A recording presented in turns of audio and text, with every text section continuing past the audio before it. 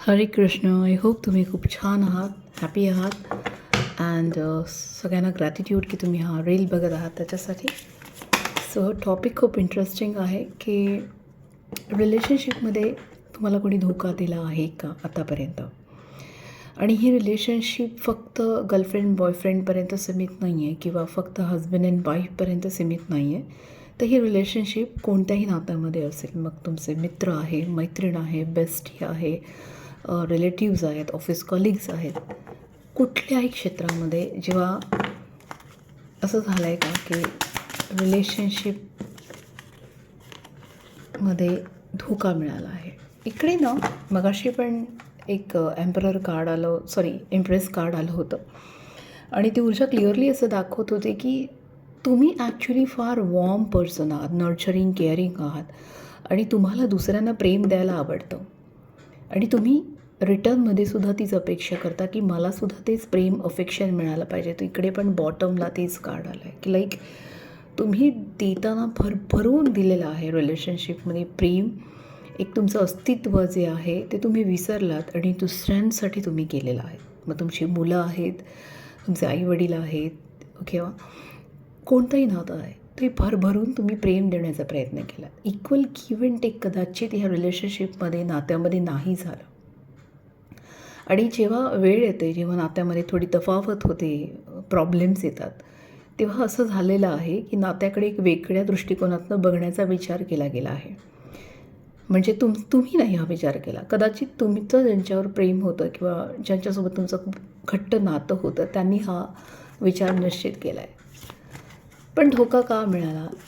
एक तर बऱ्याचदा रिलेशनशिपमध्ये धोका म्हटल्यानंतरच बघा कार्ड्स आले की बिट्रेल. धोका मिळण्याचं कारण की तुमच्यापासून महत्त्वाच्या गोष्टी खूप सिक्रेटिव्हली लपवल्या गेल्या. तुमच्यासमोर फक्त तेच दाखवलं गेलं आणि तुम्ही त्याच्यावरच विश्वास ठेवला की हे सुंदर आहे, हे छान आहे.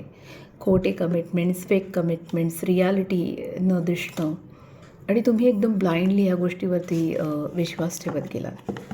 ओके, बऱ्याच लोकांच्या लाईफमधनं ही धोका देणारी व्यक्ती निघून गेलेली आहे, पण तुमची जखम अजून भरलेली नाही आहे.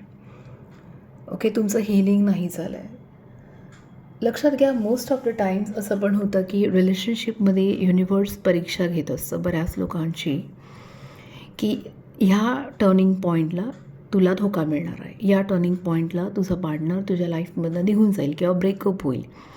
ह्या गोष्टी घडतात लाईफमध्ये. बऱ्याच लोकांना कळत नाही माझ्यासोबतच का, माझ्याकडे बऱ्याच रीडिंग्स अशा येत असतात.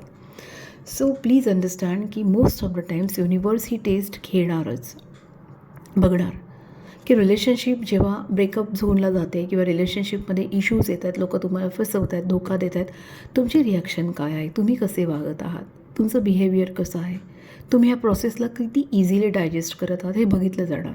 दिस will happen.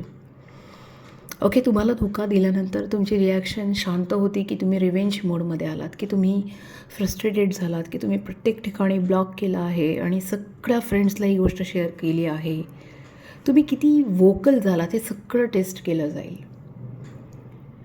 Not only with your girlfriend और बॉयफ्रेंड और हजबंड अँड वाईफ, कुठलीही रिलेशनशिप नाही, पर्टिक्युलरली प्रत्येक ठिकाणी तुमची रिलेशनशिप कशी आहे हे सुद्धा युनिवर्स चेक करतं. It is like a examination की तुम्हाला रिलेशनशिपमध्ये धोका मिळतो आहे, त्रास होतो आहे, पेन होतो आहे, ब्रेकअप होतो आहे, बरोबर वागत नाही आहे, थर्ड पार्टी इंटरफेरन्स करते, कुठेतरी अनहेल्दी रिलेशनशिप होते, पण ह्या सगळ्या तुमच्या टेस्ट आहेत. ओके, तुमचं हार्ट चक्र कसं आहे हे बघितलं जातं आहे की काय एनर्जी आहे, काय ऊर्जा आहे.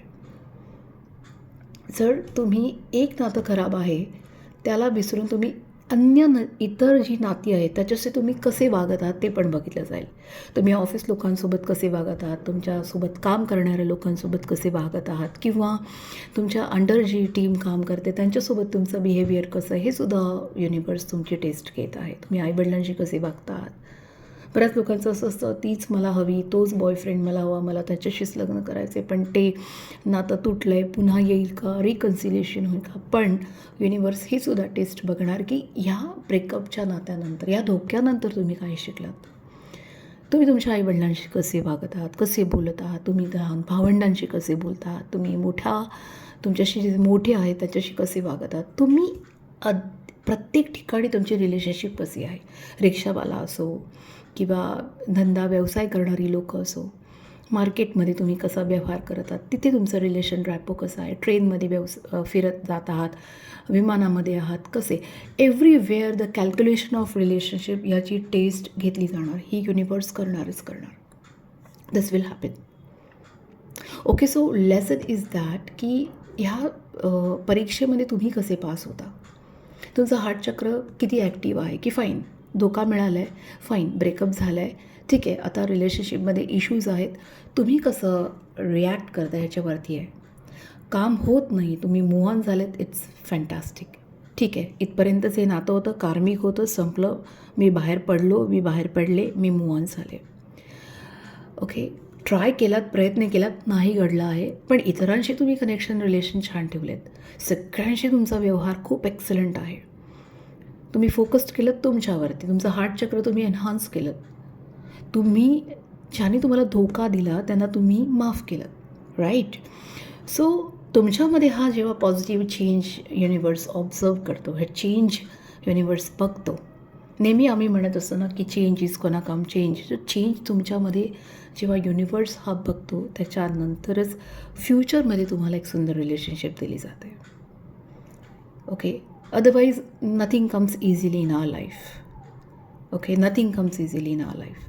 रिलेशनशिपला काही लोक खूप ग्रँटेड करतात. एक ब्रेकअप झाला मग दुसरा सपोर्ट सिस्टीम हवी असते. Support is a very negative word. लाईफमध्ये आयुष्यभर सपोर्टच लागणार. मग तुम्हाला इमोशनल सपोर्ट व्हा, इमोशनल सपोर्ट व्हा, स्वतःला वीक नका करू.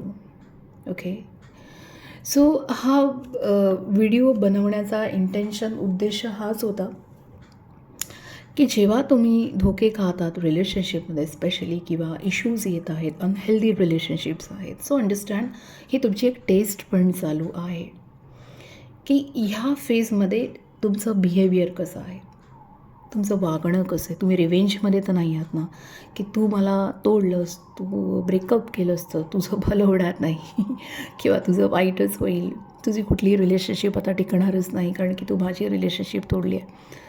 सो हे जे पॅटर्न्स आहेत, हे जे निगेटिव्ह वर्ड्स आहेत, तुम्ही जर हे यूज करत आहात तर रिलेशनशिप कधी हील होणारच नाही तुमची. फ्युचरमधली पण रिलेशनशिप हील होणार नाही. बिकॉज तुमच्या माइंडसेटला तुम्हाला चेंज करावं लागेल, तुमच्या विचारांना तुम्हाला चेंज करावं लागेल. Understand one thing, each and every phase जेव्हा लाईफमध्ये घडतो ही परमात्म्याची एक टेस्ट असते, एक परीक्षा असते. ओके, सो तुमचं बिहेवियर, तुमचं वागणं, तुमचं बोलणं तुमच्या ऑफिस कलिगसोबत, तुमच्या बॉससोबत, सगळ्यांसोबत जज केलं जाईल. सगळ्यांसोबत युनिवर्स तिकडे बसून आहे ना बघणार, ऑब्झर्व करणार. अँड देन ओनली हे तुम्ही पास केलं, ओके फाईन, लेट गो केलं, ब्रेकअपला विसरलात, स्वतःवर फोकस केलं, स्वतःवर कॉन्सन्ट्रेशन केलं, प्रेमाला अजून जास्त रिस्पेक्ट दिला आहात, हार्टचक्र अजून ओपन केलं आहे आणि तुमच्यामध्ये चेंज आलेत इन अ पॉझिटिव्ह वे, तुमचा फोकस जास्त स्वतःवरती झाला आहे, देन द पॉझिटिव्ह रिलेशनशिप तुमच्या लाईफमध्ये येते. कारण की ऑलरेडी तुम्ही आता शिकला आहात की कसं वागायचं आहे, कसं बोलायचं आहे आणि कसं हँडल करायचं आहे. फक्त आय लव्ह यू बोलून चॅटवरती किंवा आर यू देअर ना baby, good night, this is not love, this is not energy of relationship. I am sorry but this is the fact. Okay, so उद्देश हा रील बनवण्याचा हाच होता की even though you are going through a bad phase of your relationship, just try to move on in a easy way without creating any conflicts. कुठल्याही गोष्टीला drag करून conflict create करून ठेवू नका. बिकॉज त्याच्याने तुम्हालाही त्रास, त्यांनाही त्रास. कारण की प्रत्येक रिलेशनशिप परमनंट नाही आहे, प्रत्येक रिलेशनशिप परमनंट राहणारही नाही. तो तुमचं कर्म सायकल क्लिअर करायलाच तुमच्या लाईफमध्ये येतं किंवा तुम्हाला एक मोठा धडा देण्यासाठीच येतं. फाईन. सो हे जे कार्ड आलं आहे बॉटम ऑफ द डेक हेच दाखवते की if you want peace in life, भूतकाळातल्या गोष्टीकडे पाठ फिरवणं आणि ॲक्सेप्ट द न्यू, जे पण नवीन समोरून येतं आहे त्याला ॲक्सेप्ट करणं. Okay, so forgiveness is very important. Your रिलेशनशिपमध्ये फॉरगिवनेस खूप इम्पॉर्टंट है. काही लोकांना असं वाटतं उसने मुझे बर्बाद किया मैं उसको कर दूंगा. नहीं, ऐसा नहीं होता है.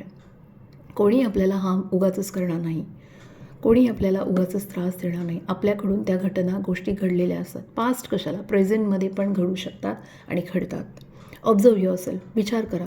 स्वतःच्या स्वभावाकडे ऑब्झर्व करून एकदा बघा. ओके, कुठे चुकलो, कुठे शब्द चुकीचे वापरले गेले, काय मॅनिफेस्ट चुकीचं झालं. सतत डोक्यात रिलेशनशिप सुरू झाल्यापासूनच डोक्यामध्ये हात होता का की हा व्यक्ती विश्वास ठेवण्यासारखा आहे का, ही व्यक्ती विश्वसनीय आहे का, ही व्यक्ती माझ्यावर जेन्युइन प्रेम करते का, ही व्यक्ती माझ्यावरती प्रेमाचं नाटक तर करत नाही ना, ही व्यक्ती माझ्याशी बहुतेक लग्न नाही करणार, ही टाईमपास करते. So many questions. हीच फ्रिक्वेन्सी युनिवर्सला जाते आहे आणि हीच फ्रिक्वेन्सी युनिवर्सला जाते म्हणून तशीच रिलेशनशिप डिस्टर्ब व्हायला लागते. सो नवीन रिलेशनशिपमध्ये डे वनपासून जस्ट बी ऑप्टिमिस्टिक, सकारात्मकच राहा. त्या नात्याबद्दल सकारात्मकच शब्द बोला. Okay, then see the magic will happen. Okay, I hope you हा जो एक प्रयत्न होता छोटासा, जो डिवाईन गायडन्स आहे बेसिकली, जो मला आला आहे, जो तुम्हाला द्यावा असं डिवाईनचं उद्देश होतं, सो तुमच्यापर्यंत पोहोचवण्याचा एक छोटा प्रयत्न केला आहे. Okay, so change is very important. So if you want change in your life from today onwards, think की रिलेशनशिपकडे बघण्याचा तुम्ही दृष्टिकोन बदलत आहात, तुम्ही बदलत आहात. Thank you so much. आणि हा व्हिडिओ बघत आहात त्याच्यासाठी पुन्हा एकदा ग्रॅटिट्यूड. हरे कृष्ण.